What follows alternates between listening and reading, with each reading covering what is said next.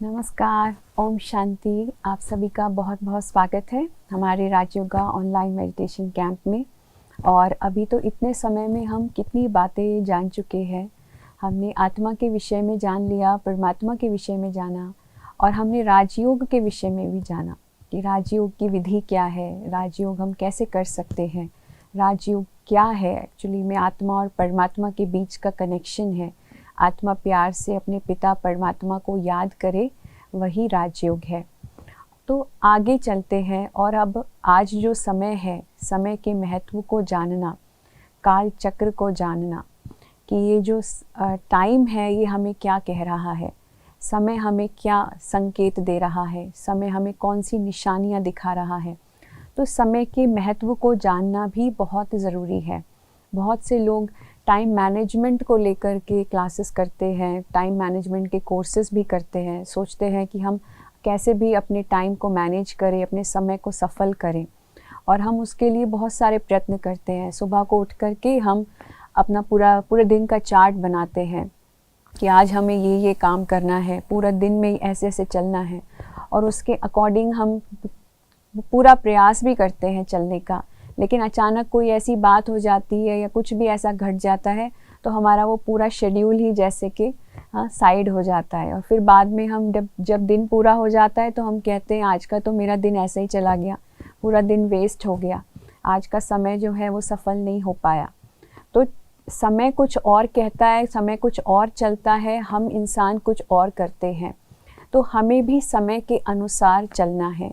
बहुत बार जो लोग समय के अनुसार नहीं चलना चाहते या अपनी खुद की कंडीशंस पे चलना चाहते हैं, समय के विपरीत चलते हैं, तो उनको बाद में पछताना ही पड़ता है। समय उनको ऐसी मार देता है कि उसका अंदाज़ा नहीं लगाया जा सकता। इसलिए कहते हैं always move according to the time, otherwise the time will overcome and time will kill you. तो समय हमें कौन से संकेत दे रहा है, कौन सी निशानियाँ बता रहा है, और हमें अब क्या क्या जैसे जैसे चिन्ह आज टाइम के अकॉर्डिंग हमें दिखाई दे रहे हैं, तो हमें उसमें कौन सा परिवर्तन लेके आना है। तो जैसे समय परिवर्तनशील है, निरंतर चलता रहता है, निरंतर बढ़ता रहता है आगे और बदलता रहता है, उसी तरीके से हमें भी अपने जीवन को समय के अनुसार बदलना है, समय के अनुसार चलना है, और समय के अनुसार हमें भी परिवर्तित होना है। तो जब हम समय की बात करते हैं तो दुनिया में जब हम हर चीज़ को ऑब्ज़र्व करते हैं, सब चीज़ों को आप ऑब्ज़र्व करें, गहराई से देखें, तो आप देखेंगे कि हर चीज़ एक चक्र में चल रही है। जैसे कि हमारे बीच में रात और दिन का चक्र होता है, उसी तरीके से हम सीजन्स के साइकिल देखते हैं, मौसम का चक्र होता है, और उसी तरीके से हम पानी का चक्र देखते हैं, जल का चक्र होता है। तो ऐसे ही फिर इंसान की जन्म लेना, फिर मृत्यु को प्राप्त होना, तो ये भी अवस्थाएं हैं और वो भी एक चक्र में है।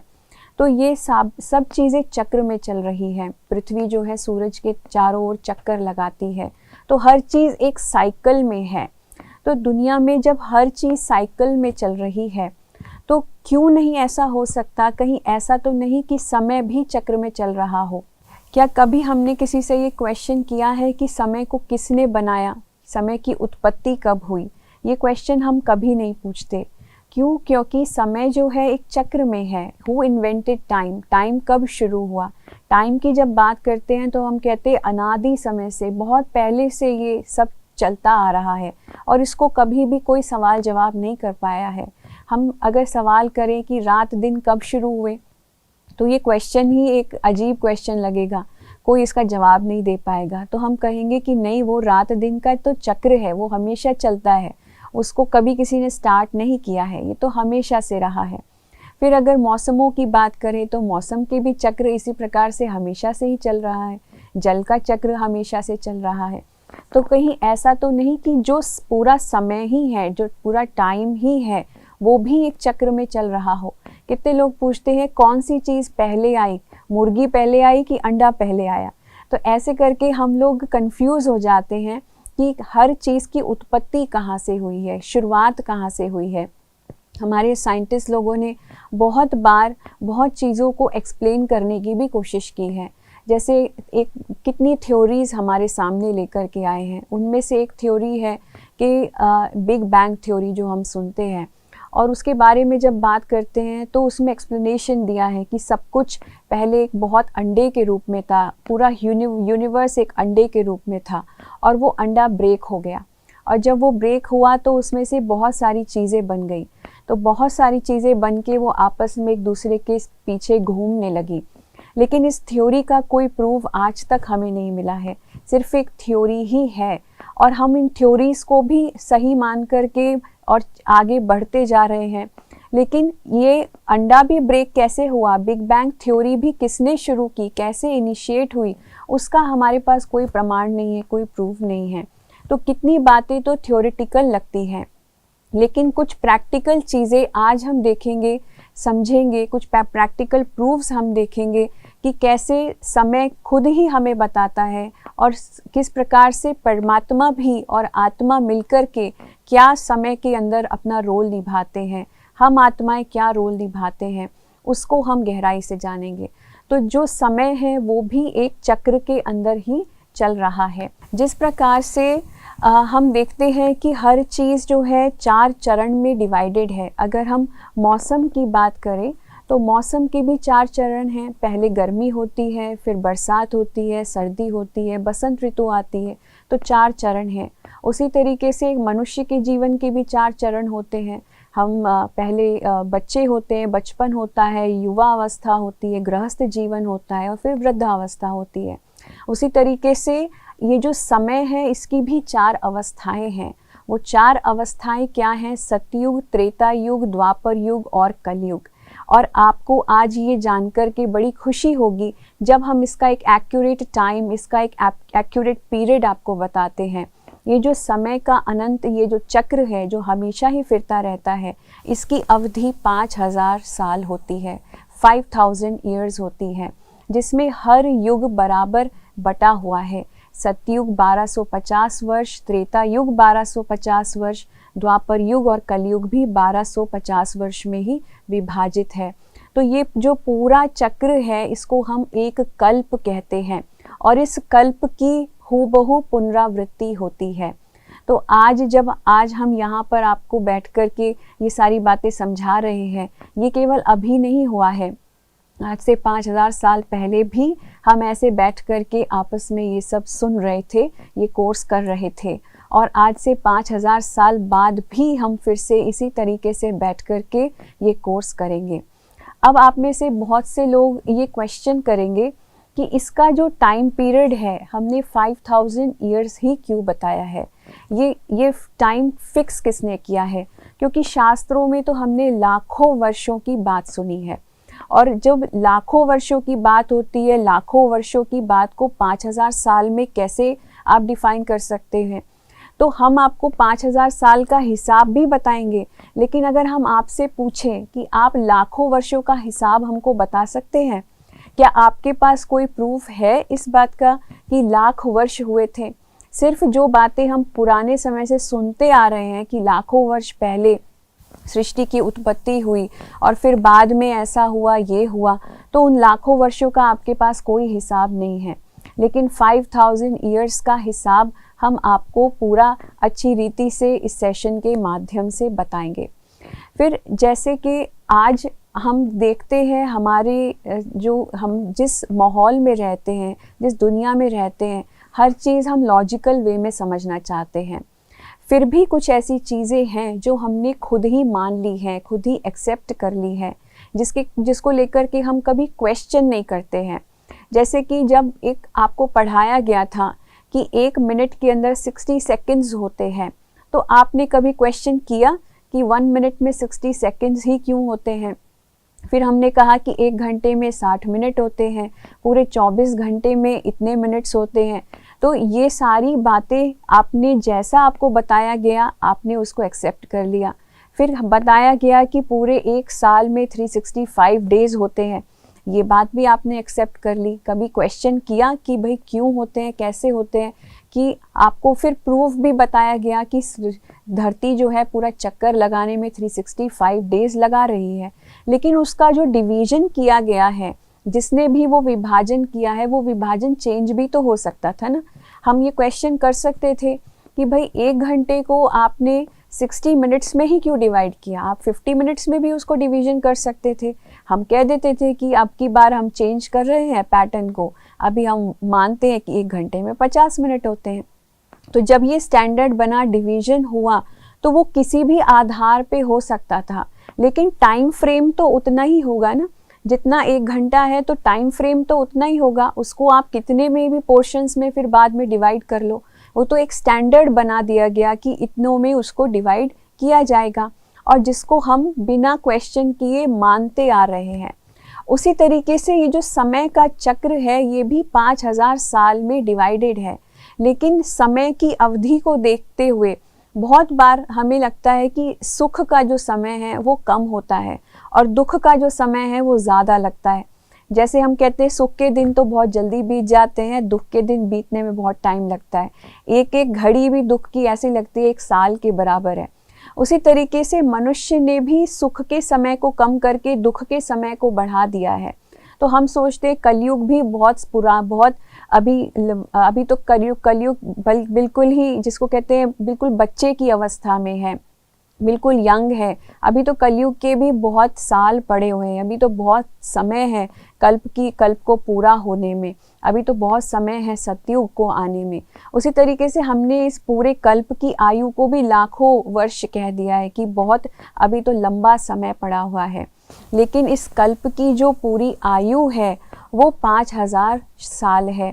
जैसे कि हिंदू कैलेंडर में 1 साल की अगर हम लगाएं, 1 साल का जो हिसाब है उसमें जो दिन होते हैं वो 354 बताए जाते हैं, लेकिन इंग्लिश कैलेंडर में उसको 365 डेज बताया जाता है। अब आप पूछेंगे कि इन दोनों में से सही कौन सा है, तो आप खुद डिसाइड कीजिए। जहाँ ये तो हमारी मान्यता के ऊपर है कि हमने किस चीज़ को माना है, दोनों ही साइंटिफिक तरीके से प्रूव किया गया है। हिंदू कैलेंडर भी एक साइंस पे बेस्ड है, जो हम कैलेंडर रेगुलर वे में फॉलो करते हैं वो भी एक साइंस पे बेस्ड है। तो दोनों ही बातें सच हो सकती है, लेकिन किस आधार पे उसका कैलकुलेशन किया गया है उस पे डिपेंड करता है। तो अब ये जो 5000 ईयर्स का जो टाइम है वो 5000 ईयर्स कहाँ से आया उसका भी बहुत सारे प्रूफ है। जैसे कि हम देखते हैं, हम अगर चाइनीज़ कल्चर में चले जाएं, चाइनीज़ लोग भी अपनी सभ्यता को 5000 साल पुरानी बताते हैं। चाइनीज़ डायनेस्टी भी 5000 ईयर्स पुरानी है। हम भारत की सभ्यता को भी कहते हैं, इंडियन सिविलाइजेशन जो है वो 5000 साल पुरानी है। और हमारे शास्त्रों में तो ये भी लिखा है कि महाभारत को हुए 5000 साल हो गए हैं, महाभारत युद्ध को हुए 5000 साल हो गए हैं। और ये भी कहा गया है कि 5000 साल बाद महाभारत युद्ध फिर होगा जब उसके चिन्ह दिखाई देने लग जाएंगे। तो जब हम महाभारत को देखते हैं तो महाभारत के चिन्ह क्या आपको आज दिखाई नहीं देते हैं? आज हर व्यक्ति दुर्योधन जैसा दिखता है, दुर्योधन की तरह धन का दुरुपयोग कर रहा है। तो हर व्यक्ति ही ऐसा है, दुशासन जैसा नहीं दिखता है जिसको खुद पे ही शासन नहीं है, जो अपने शासन को खराब करके बैठा है। और आज हर व्यक्ति धृतराष्ट्र जैसा नहीं है, जिनके कितने परिवार ऐसे हैं जिनके घरों में दुर्योधन जैसे, दुशासन जैसे बच्चे हैं और उनके माँ बाप जो हैं आंखें बंद करके उनको ही सही मानते हैं और उनके ही जैसा वो कहते हैं वैसा करते हैं, अपने संतान की मोह में वो पागल हैं। और इसी तरीके से हम देखें तो ये जो समय है, ये जो चिन्ह है, फिर हम अगर बाइबल की बात करें तो बाइबल में भी लिखा है कि जीसस क्राइस्ट के 3000 साल पहले जो पूरी दुनिया थी उस पर गोल्डन एज था। तो 3000 साल पहले और अभी जैसे हम देखें जीसस क्राइस्ट को भी 2000 साल हुए हैं, तो 5000 साल का पूरा हिसाब बैठता है।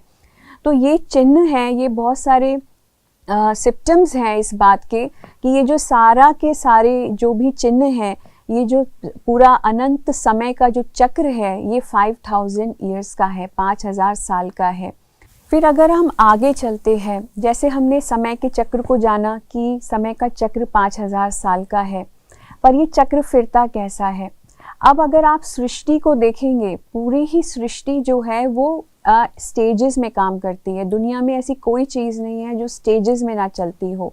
जैसे कि हमने एंट्रोपी का सिद्धांत, एंट्रोपी का जो लॉ है, सेकंड लॉ ऑफ थर्मोडायनामिक्स, आपने शायद उसको जाना हो, समझा हो, तो वो भी ये कहता है कि एनर्जी और मैटर जो है अपनी एंट्रोपी जो है वो बढ़ती जाती है, धीरे धीरे करके उनकी एंट्रोपी बढ़ती जाती है, अर्थात उनमें डिसऑर्डर आता चला जाता है। एक ऑर्गेनाइज्ड वे से हर चीज़ एक डिसऑर्गेनाइज्ड स्टेट की तरफ बढ़ रही है।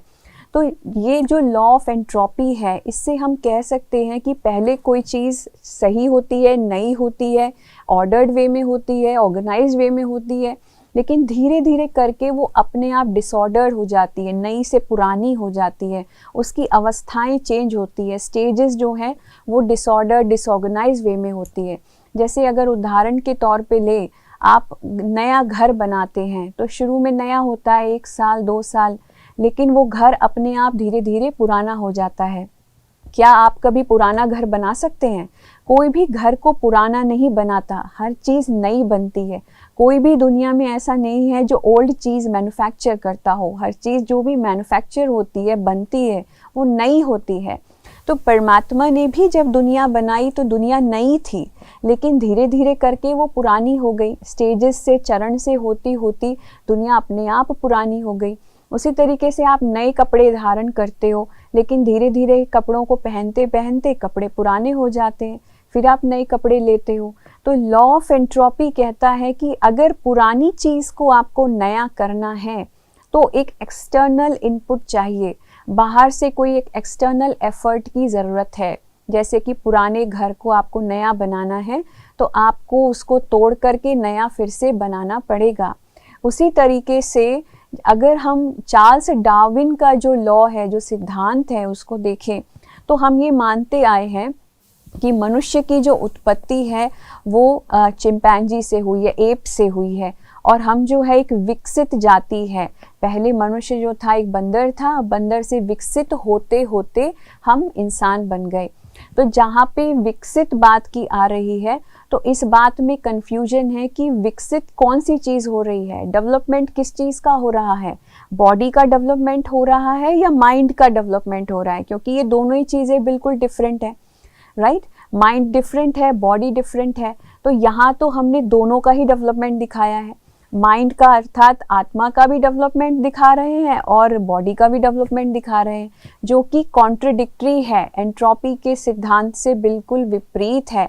क्योंकि एक डिसऑर्गेनाइज्ड स्टेट से एक ऑर्गेनाइज्ड ह्यूमन बीइंग बन रहा है, तो ये तो एंट्रोपी का सिद्धांत कहता ही नहीं है। और एक डिसऑर्गेनाइज्ड माइंडसेट से आज एक ऑर्गेनाइज्ड माइंडसेट बन रहा है, ये भी एंट्रोपी का सिद्धांत नहीं कहता है। तो थ्योरी ऑफ इवोल्यूशन एक थ्योरी की तरह है। फिर हमने कहीं भी अपनी प्राचीन सभ्यता के अंदर, हमने अपनी एंशिएंट सिविलाइजेशन को, भारत के शास्त्रों को अगर पढ़ा हो, कहीं भी इस बात का जिक्र नहीं है कि मनुष्य की उत्पत्ति जो है बंदर से हुई है। तो हमने अपने पुराणों में, अपनी जितनी भी वेद शास्त्र हैं, उन सब में यही देखा है, यही समझा है कि हमारे जो पूर्वज थे वो बहुत मूल्यवान लोग थे, वो बहुत पूरे मूल्यवान मनुष्य थे, वो देवता के समान थे, ना कि बंदर के समान थे। तो हम इसी बात को आगे लेकर के आगे बढ़ते हैं और जानते हैं कि समय की शुरुआत किस आधार पे हुई।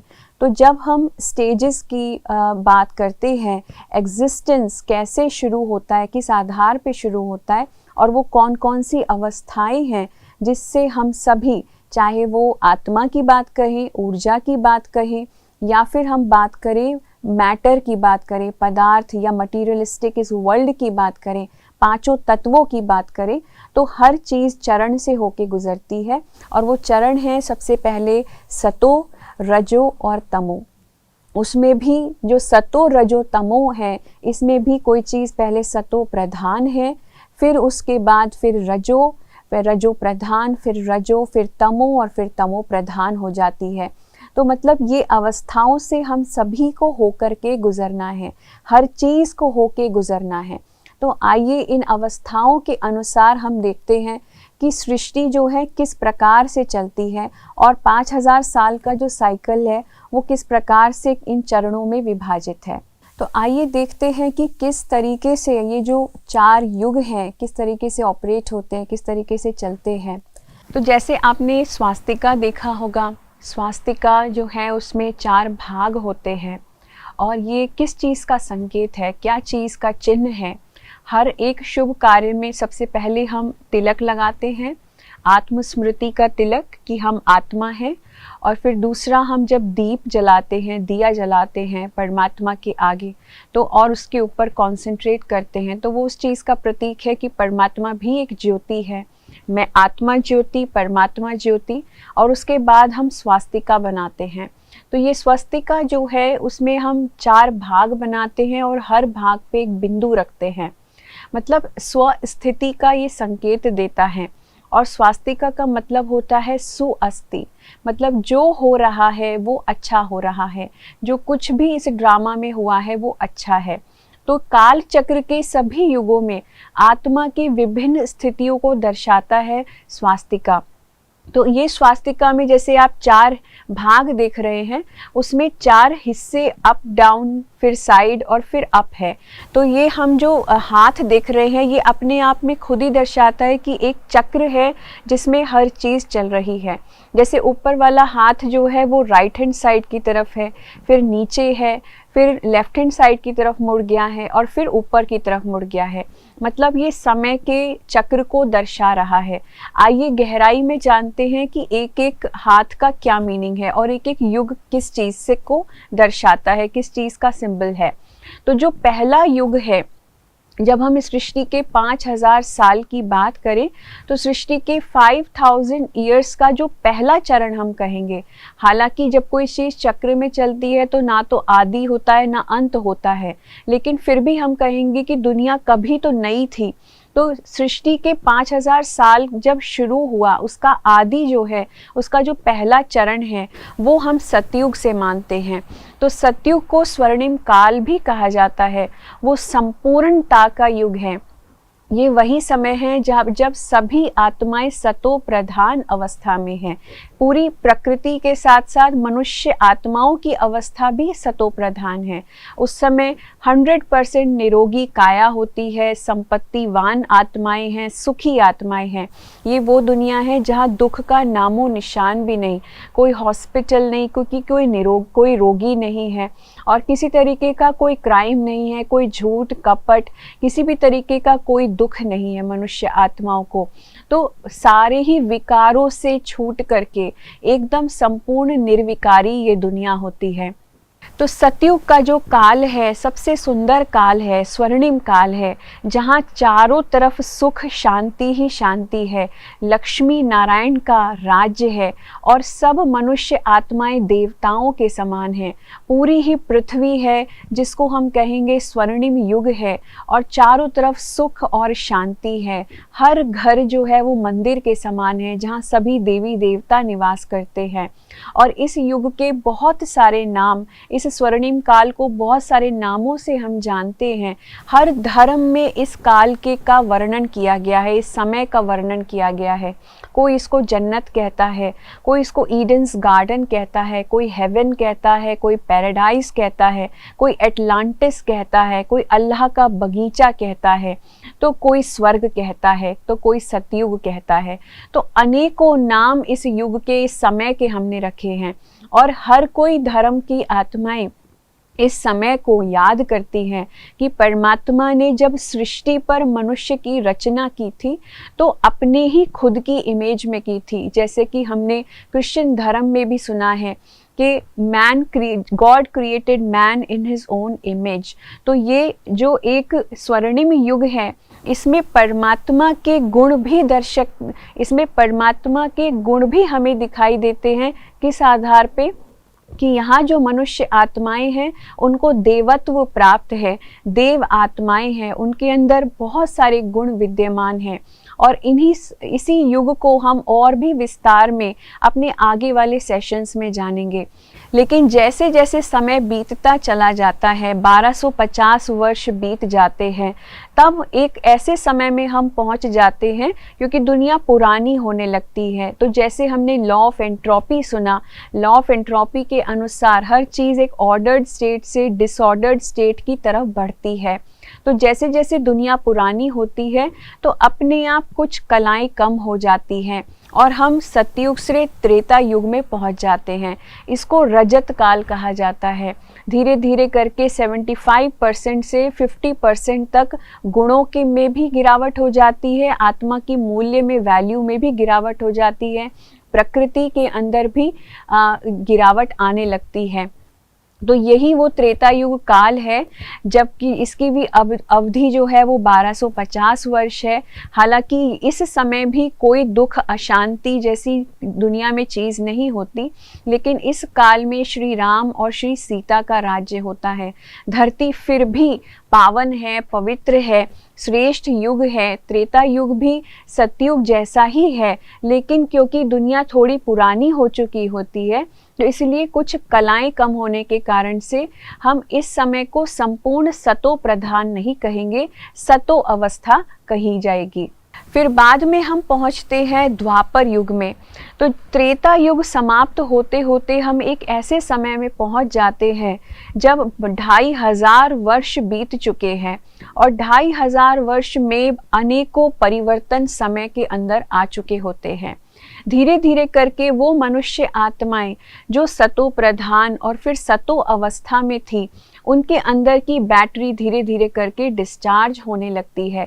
प्रकृति की भी जो शक्तियां हैं धीरे धीरे करके वो भी कम होने लगती हैं, और हम पहुंचते हैं द्वापर युग में। इसको कॉपर एज भी कहा जाता है। तो इसको द्वापर युग नाम क्यों दिया गया है? क्योंकि यहाँ जब हम द्वापर युग में प्रवेश करते हैं तो दो पुर बन जाते हैं, जहाँ एक तरफ सतो प्रधान और सतो अवस्था थी सतयुग में और त्रेता युग में, जहाँ पर हम सब एक मत थे, एक राज्य था, एक भाषा थी, हर चीज़ एकता की भासना थी हर एक के अंदर। लेकिन जब हम द्वापर युग में पहुँचते हैं तो वो एकता समाप्त हो जाती है। हम सब आत्माओं के अंदर मतभेद शुरू हो जाता है, द्वैत राज्य शुरू हो जाता है।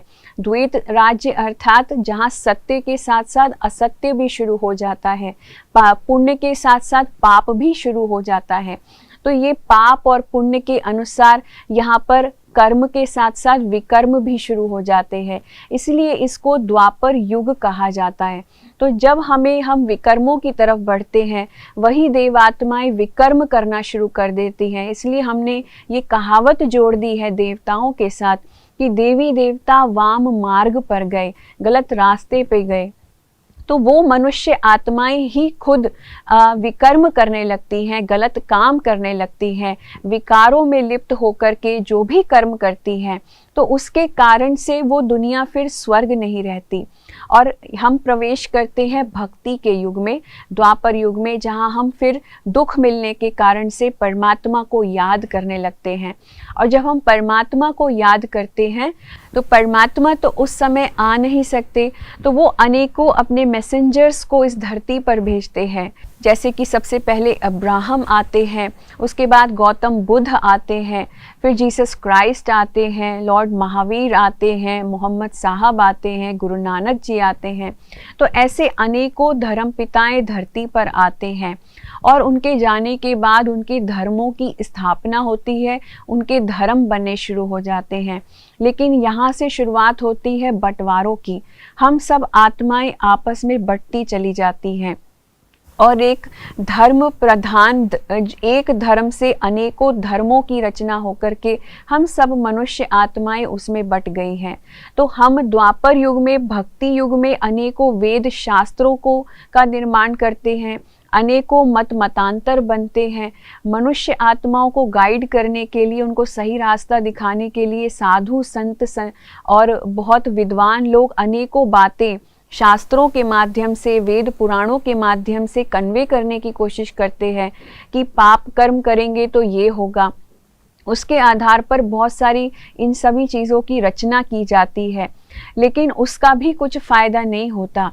जैसे जैसे द्वापर युग समाप्त हो रहा होता है, हम पहुँचते हैं एक ऐसे युग के अंदर जहाँ पाप और भी चरम सीमा पर बढ़ता चला जाता है, और हम एक अपवित्रता के युग में, एक कलह कलेश के युग में प्रवेश करते हैं, जिसको हम कलयुग कहते हैं।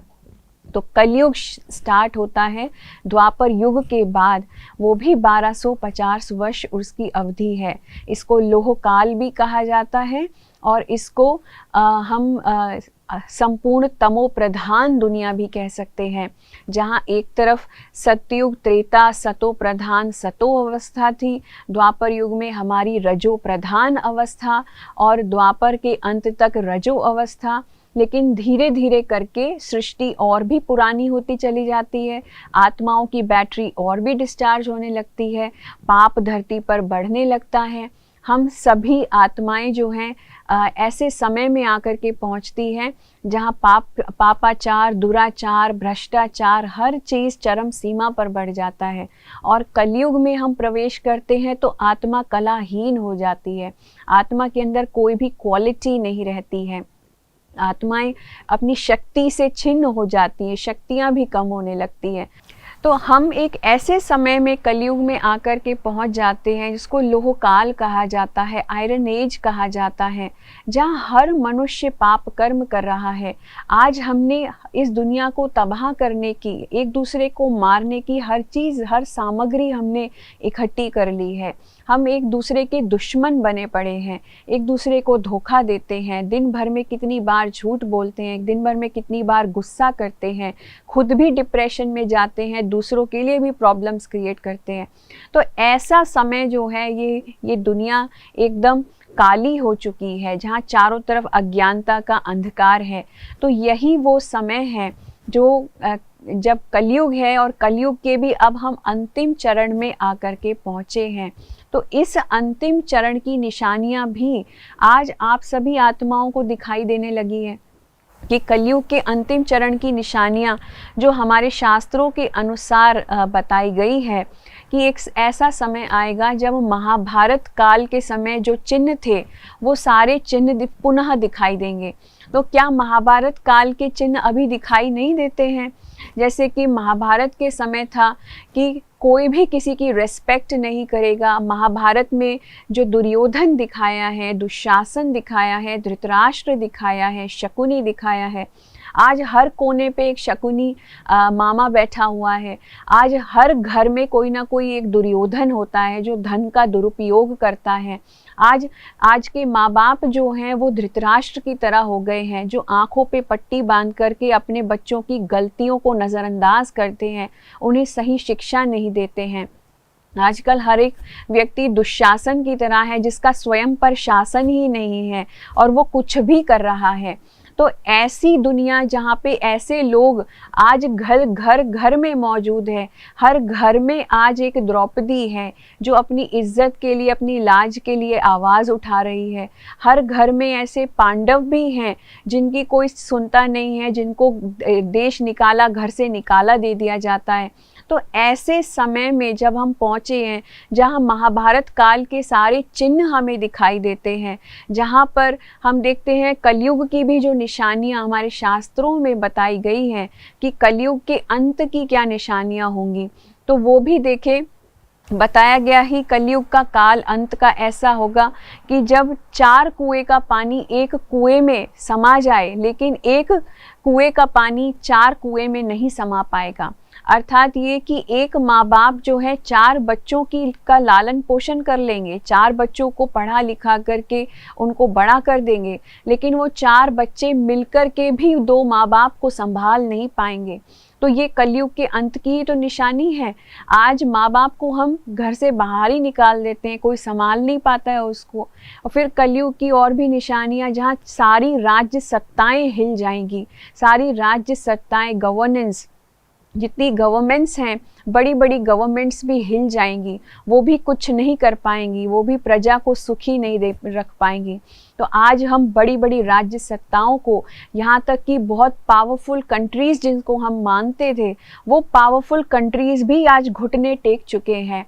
वो भी आज अपना वो मान चुके हैं कि हमारे पास वो शक्ति रही नहीं है। तो इस आधार पे हम देखते हैं कि कलयुग का अंत जो है वो सामने खड़ा है। तो अब इस अवधि को, ये समय कैसे बीतेगा, अब सतयुग कैसे आएगा?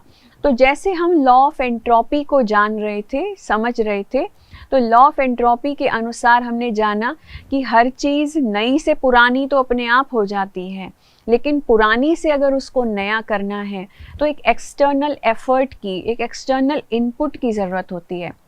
तो वो एक्सटर्नल एफर्ट या एक्सटर्नल इनपुट क्या है, कौन है? तो सृष्टि पहले नई थी, सतयुग थी, फिर त्रेता युग, द्वापर युग और कलयुग। आज ये सृष्टि बिल्कुल पुरानी हो चुकी है, बिल्कुल जिसको कहते हैं जड़ जड़ी भूत हो चुकी है।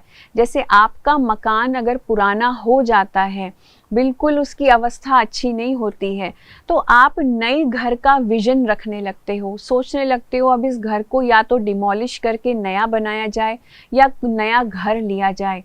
तो जब आप नए घर की परिकल्पना करते हो या सोचते हो कि नया घर चाहिए, तो अगर आपके बच्चे कहने लगे कि नहीं हम तो पुराने ही घर में रहेंगे, हम ऐसी अवस्था में ठीक है, हमें नया घर नहीं चाहिए, तो आप क्या कहेंगे? अपने बच्चों को समझाएंगे ना कि बेटा नए घर में ये सुविधाएं होंगी, ये सब कुछ होगा, पुराने घर में कुछ नहीं है, छत से पानी टपक रहा है और कभी भी गिर सकता है। तो ऐसे ही परमात्मा भी इस सृष्टि पर अवतरित होकर के एक नए युग का निर्माण करने के लिए एक विजन लेकर के धरती पर आते हैं, और जिस समय वो इस धरती पर आते हैं उस युग को कहा जाता है संगम युग। और यही वो युग होता है जब परिवर्तन का समय जो है शुरू होता है, और यही वो एक्सटर्नल इंटरफेरेंस है, एक्सटर्नल इंटरवेंशन है, दैट इज गॉड्स इंटरवेंशन, परमात्मा का इंटरवेंशन है। तो सृष्टि परिवर्तन के लिए परमात्मा का दिव्य अवतरण इस सृष्टि के ऊपर होता है। किस लिए होता है? ताकि पुरानी दुनिया को नया बनाया जा सके। आज इस पुरानी दुनिया का कोई भरोसा हमें दिखाई नहीं देता है। पांचों तत्व जो है वो अपनी तमो प्रधान अवस्था में है। हम सब आत्माएं तमो प्रधान अवस्था में हैं। यहाँ तक कि आज के साइंटिस्ट इस धरती को छोड़ के बाहर अंतरिक्ष में भी जीवन तलाशने का प्रयास कर रहे हैं कि कोई ऐसा प्लैनेट और मिल जाए जहाँ हम शिफ्ट हो सकें, क्योंकि अब देख रहे हैं कि नहीं, ये दुनिया किसी लायक नहीं बची है। जैसे कि आज का मनुष्य नए घर के लिए दूसरा घर ढूंढता है या फिर इस घर को डिमोलिश करके नया बनाता है। तो परमात्मा कहते हैं कि इस नई दुनिया को या नए प्लैनेट को तलाशने की ज़रूरत नहीं है, इसी प्लैनेट का रेनोवेशन हो सकता है, इसी प्लैनेट का फिर से हम इसका नवीनीकरण करके इसी पे ही सतयुग को लाया जा सकता है। स्वर्ग भी इसी दुनिया में है और नरक भी इसी दुनिया में है। आज ये पूरी ही सृष्टि जो है नरक बन चुकी है, लेकिन जब परमात्मा अवतरित होते हैं तो इस युग को, इस समय को हम कहते हैं कल्याणकारी पुरुषोत्तम संगम युग। तो पुरुषोत्तम संगम युग इसको क्यों कहा गया है? क्योंकि ये वो युग है जब हम सभी आत्माएं उस परमात्मा के साथ मिलन मना सकते हैं, उस परमात्मा से मिल सकते हैं, जुड़ सकते हैं, अपना कनेक्शन बना करके उसकी शक्तियों को प्राप्त करके अपने आप को बदल के सतयुग के लायक बन सकते हैं, नए युग में रहने लायक बन सकते हैं। अब आप कहेंगे कि हम सभी आत्माएं परमात्मा क्यों नहीं उनको सतयुग में ऐसे ही ट्रांसफ़र कर देता, उसको इतना समय क्यों लग रहा है? क्योंकि ये जो युग है इसकी अवधि है, इसकी अवधि 100 साल की होती है संगम युग की। तो ये इसको हम एक छोटा सा लीप युग कहेंगे, जिसको कहते हैं कि दुनिया का रिकंस्ट्रक्शन हो रहा है, नई दुनिया बनने का जो समय है वो चल रहा है। कि पुरानी दुनिया को ख़त्म करके नई दुनिया का कंस्ट्रक्शन चल रहा है, स्थापना का कार्य चल रहा है। तो ये जो सवाल जैसे बहुत लोगों के मन में आ सकता है कि भगवान ऐसे ही ट्रांसफ़र क्यों नहीं कर सकते, वो तो सर्वशक्तिमान है, वो सब कुछ कर सकते हैं, नई दुनिया ऐसे ही बना दे, हम सबको उसमें भेज दे। तो परमात्मा नई दुनिया बना तो दे, लेकिन उसमें रहने वाली आत्माएं ही उस दुनिया के लायक नहीं हैं। क्या आज हम स्वर्ग में रहने लायक है कि अगर हम इन्हीं संस्कारों के साथ, जो संस्कार आज हमारे हैं, अगर इन संस्कारों के साथ हम सतयुग में जाएंगे तो हम सतयुग को भी कलयुग में ही बदल देंगे। इसलिए संस्कार परिवर्तन का कार्य सबसे पहले होता है। तो ये संस्कार परिवर्तन का कार्य करने के लिए और इस विजन को साथ में रख करके कि मुझे पुनः एक नई दुनिया बनानी है, तो परमात्मा एकदम एक्यूरेट टाइम पर अपनी सीट परम धाम से छोड़ करके धरती पर आकर के अवतार लेते हैं। और वो किस आधार से करते हैं, क्योंकि परमात्मा तो अजन्मा है, वो माँ के गर्भ से जन्म नहीं ले सकते हैं, लेकिन जब वो आते हैं एक निराकार रूप में, ज्योति बिंदु रूप में धरती पर आकर के एक साकार में, एक इसी दुनिया के एक मनुष्य का आधार लेते हैं और उस मनुष्य को चुनकर के उसकी भ्रकुटी में आकर के परमात्मा बैठ जाते हैं और उसके मुख के द्वारा ये सारा ज्ञान जो है आदि मध्य अंत का, ये सारा ज्ञान हमें देते हैं। और जिस मनुष्य के तन में बैठ कर के परमात्मा ये ज्ञान देते हैं, उसको ही परमात्मा बताते कि इसी के द्वारा मैं सृष्टि के सृजन का कार्य करता हूँ। उसका नाम बदल करके भी परमात्मा ब्रह्मा रखते हैं। तो ब्रह्मा के द्वारा सृष्टि सृजन का कार्य हुआ, तो वो ब्रह्मा कौन था? वो ब्रह्मा हमने सोच लिया कि सूक्ष्म वतन में या कहीं ऊपर कोई ब्रह्मा जी होंगे जो रहते होंगे, जिन्होंने सृष्टि को बनाने का काम किया, लेकिन ऐसा नहीं है। असलियत में ब्रह्मा जो है इसी सृष्टि का मनुष्य है, इसी सृष्टि में रहने वाला एक व्यक्ति है। परमात्मा सिर्फ उसके शरीर का आधार लेते हैं, उसकी भ्रकुटी में बैठ करके वो ज्ञान उसके मुख से देते हैं। स्वयं ये ब्रह्मा भी पुरुषार्थी होता है, ये ब्रह्मा भी उस ज्ञान को सुन करके अपने जीवन को परिवर्तित करता है। लेकिन उस काल को, जिस काल में परमात्मा आते हैं और ये कार्य करते हैं, उसको हम संगम युग कहते हैं। फिर इसीलिए ये जो पूरा स्वास्तिका जो आप देख रहे हैं, इसके हर समय को, हर युग को हम बहुत कल्याणकारी कहेंगे, सदा कल्याणकारी कहेंगे। तो ये बार बार आपको दिखाने का तात्पर्य ये है कि बहुत बार हमारे मन में डाउट आ जाता है कि मेरे साथ ही ऐसा क्यों होता है, मेरे साथ ऐसा क्यों हुआ, मैं वहाँ गया तो मेरा काम नहीं बना, दूसरे के काम तो बहुत जल्दी बन जाते हैं, मेरे काम नहीं बनते हैं। बहुत बार हम बहुत सी चीज़ों में क्वेश्चन मार्क उठा देते हैं कि हमारे साथ ऐसा क्यों हुआ, और हम समझ नहीं पाते हैं कि ड्रामा एक्चुअली क्या कहना चाहता है। ड्रामा के संकेत नहीं समझ पाते हैं, समय के संकेत नहीं समझ पाते हैं, ड्रामा के पार्ट्स जो हैं, जो सीन्स जो हमारे सामने आते हैं, परिस्थितियाँ आती हैं, चैलेंजेस आते हैं, उनको भी हम समझ नहीं पाते हैं। लेकिन एक बात को जान ले, समझ ले कि इस ड्रामा की हर बात कल्याणकारी है। इस ड्रामा में हर चीज़, इस पूरे नाटक में हर एक्टिविटी, हर सीन जो है वो कल्याणकारी है। इसलिए हम इसको शुभ लाभ कहते हैं। इसलिए इस ड्रामा की हर सीन से हमें कुछ ना कुछ शिक्षा लेनी है। ये हमें कुछ बता रहा है, हमें कुछ कह रहा है कि जो कुछ हो रहा है वो अच्छा हो रहा है। सुअस्ति मतलब कि जो हुआ वो भी अच्छा, जो हो रहा है वो भी अच्छा, और जो होने वाला है वो उससे भी अच्छा। इसलिए ड्रामा में हर चीज़ सदा कल्याणकारी है।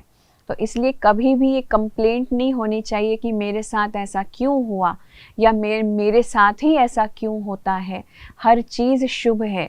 हर सीन को आप एक्सेप्ट करते चलो, हर व्यक्ति को एक्सेप्ट करके चलो, तो इसीलिए हर चीज़ आपके लिए अच्छी होती चली जाएगी।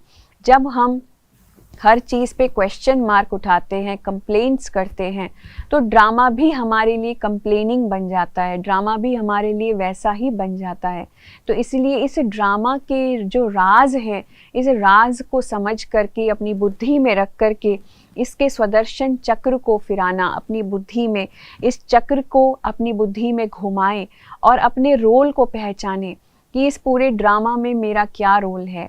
मुझे हीरो का रोल निभाना है, मुझे एक बहुत अच्छा रोल निभाना है, मुझे अपने कार्मिक अकाउंट्स को, विकर्मों के अकाउंट को नहीं लेकिन सत्कर्मों के अकाउंट्स को बढ़ाते जाना है, ताकि ड्रामा में हर चीज़ मेरे साथ हमेशा अच्छी की अच्छी ही होती रहे। तो इसीलिए इस बात को जान ले, समझ ले कि ये अनंत विश्व नाटक है, बहुत बड़ा ड्रामा है, बहुत बड़ा खेल है, और इसमें हम सभी आत्माएं जो हैं वो एटर्नली ये जो ड्रामा है ये खेल रही हैं।